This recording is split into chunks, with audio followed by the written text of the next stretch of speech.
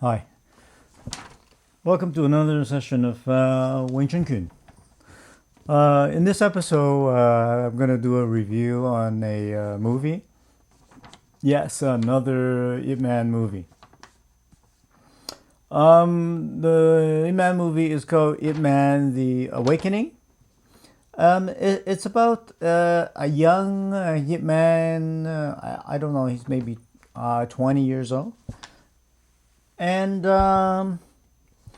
unfortunately, it's a mainland movie. Mainland being from China, it looks like a low production movie, and it's a. I have to say that in terms of kung fu movies and that genre of kung fu movies, it's kind of invented from Hong Kong, and it's very, very different from mainland. Mainland, they don't have the experience making these movies from the 70s and the 80s, which I've seen, in the 70s and 80s, watching all these movies coming out of Hong Kong. These kung fu movies. There's a certain way to film a kung fu movie. Good fight scenes, good stunts, one take, no cuts, no close-ups, no cuts. I mean, it started off with Bruce Lee, and then Jackie Chan carried the torch in terms of movie making, kung fu movie making, and that's just a must. Mainland, they don't know how to make action movies, and they don't know how to make kung fu movies. So what it is their stunts are not done very well. Camera angles are bad. Their cuts, their close-ups. You know, they could make Mohawk Pin, but they cannot make Kung Fu Pin. What that is there's two kinds of kung fu movies. One is kung fu. The one you watch, Ip Man, is a kung fu movie where it's realistic and people fight with their hands. Then there's Mohawk Pin, which is a crouching tiger, hidden dragon kind of thing, where people jump and fly and they use swords and they scheme a lot, and everybody's scheming against each other, and that they can do more better in China because they have a lot of temples that look really good. They have a lot of costume. The costume in China is amazing. But when it comes to kung fu movies, they just don't have it. When it's a China flick and the fighting is good, they usually hire a Hong Kong team to go in and do all the kung fu and the stunts and the fighting and the camera work. So unfortunately, this is not one of those. Okay, so here, spoiler alert. I'm just gonna go through the movie quickly. Young Ip Man, turn of the century. He's a rickshaw guy. He pulls a cart. You sit on it, and they pull you along in a cart, like a little taxi service. He has a friend. He's riding a bicycle, and he beats up some robbers in the first fight scene with three bad guys in a bus or a tram. Not very exciting in that fight.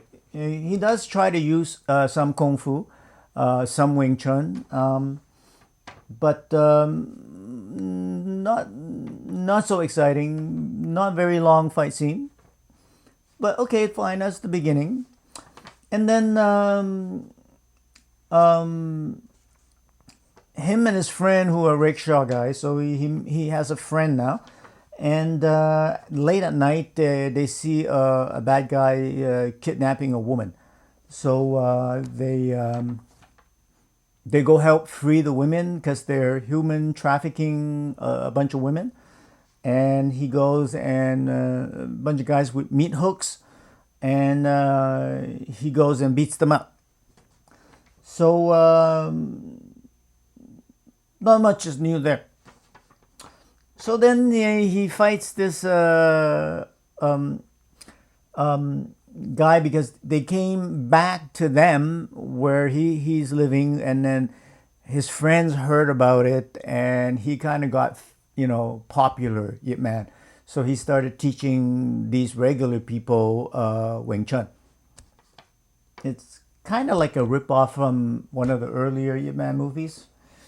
If you recall, Donnie Yen had this kind of thing going on where he taught the regular people around him Wing Chun. So then it's kind of a knockoff. So then the bad guy comes and fights him to want revenge because he started beating them up when they were trying to kidnap the women.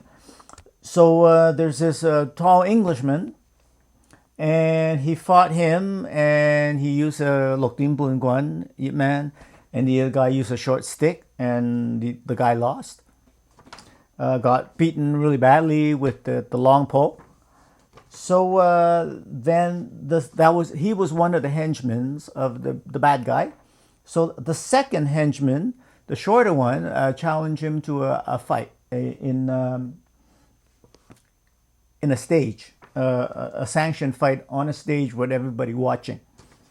And that's kind of another ripoff from one of the first Yip Man where Donnie Yen fights the bad guy, the Englishman. So he fights the guy, and that was a decent fight. It wasn't that bad. For some reason, I don't know how Yip Man keeps getting up. He was beaten. He was on the ground. He was supposedly unconscious, but his friend tells him, "Don't get up, don't get up." But I don't know why his friend just doesn't take him off the stage. And then somehow he gets a second win, and he gets up and he fights again, and then he gets knocked over, and somehow he gets strength again. And he was supposed to be knocked out cold, and somehow he gets up again, and he gathers strength, and somehow he beats the guy up and wins. I don't know how. It was really bad was that, like I said, there are a lot of cuts, a lot of shaky camera work, a lot of cuts, a lot of close-ups, which really ruins the fight. I don't blame the actors. The guy did try to do a lot of Wing Chun moves. So if you're gonna watch it for the Wing Chun, it's really not much and not exactly very exciting. And there was one part where they're giving him, Ip Man, and this old master guy was giving a man a massage, and this old master guy threw a wet towel at him and taught him how to use his ears to catch the wet towel. Later on, he can't use his eyes in his fight, and he's used his ears to listen to where the bad guy is when he's fighting. That's another ripoff. Exactly the same where Donnie Yen couldn't see and uses his ears.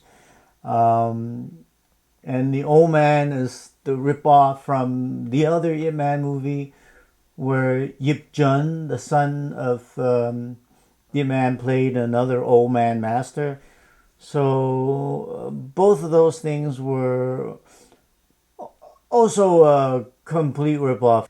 So it was one part that was really, really bad was that they try to copy Yip Man where he grabs the guy's head, the guy's like on his like lying down like this, and the good guy is like pounding his face in like this, and it looked very fake. The pounding was kind of way too slow, and the sound effects wasn't great, and there was no kind of real perceived contact to the face. It wasn't like his face wasn't doing this when the guy's getting hit. The guy's face just didn't move and didn't look like there was any contact at all. And, the guy wasn't like going, like no spit coming out of his face, or the makeup was bad. Chinese makeup, I don't know why they always put red blood that is way too light red in color and it look fake.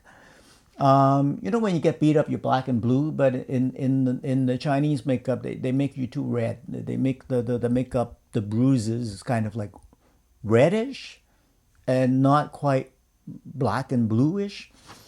And then the scene where the guy looked up was really, really, really bad.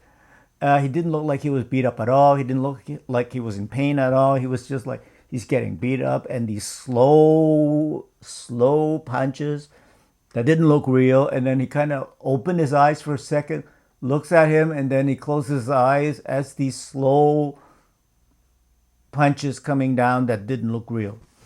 It was just awful. It was really bad. So, like I said, it was supposed to be this guy was supposed to be trained in this old English martial arts at the time, turn of the century, called here goes our Bartitsu. I didn't make that name up, okay, guys. So it's supposed to be a old gentleman's kind of martial arts. It only got popularized by Sherlock Holmes novels.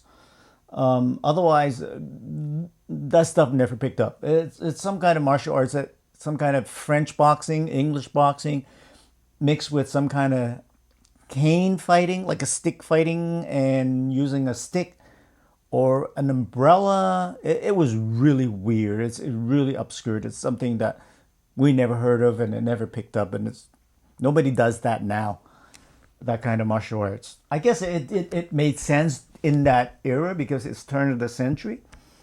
So the bad guy kidnaps the best friend and the sister. There's supposed to be some kind of romance suggested going on because Yip Man, when he looks at the best friend's sister, he was like, and she looks at him and they're like, but nothing really goes on and nothing really happens. So I don't even know why. So he tries to save them and he goes to the bad guy and sure enough, the two henchmen comes down again and the bad guy's upstairs. The two henchmen, he took at least 3 or 4 minutes to fight each of those guys and he had a hard time. And then he only won at the end. But it looks like they ran out of budget and they don't have money. And looks like the producer says you got to finish and wrap this up in one take. So in just one take, he punches the two guys simultaneously. They fell to the ground and for some reason they didn't get up. So then he goes upstairs and he fights the main bad guy. And in a few seconds, he punches him, he kicks him, and then that was the end of the movie. So it's like you're waiting for this, not so good movie, and you're waiting. So okay, this final battle. So you're hoping that there's something to watch in this final battle, and then he just comes in 1 minute. He fights the two guys, he kicks the bad guy once, and the movie was over. So anyway, that's the end of that. I think I've gone over everything. Should you watch this movie? Only if you absolutely have nothing else to do. 5 out of 10 on my scale. Thanks for watching and have a nice day. Thanks. Bye.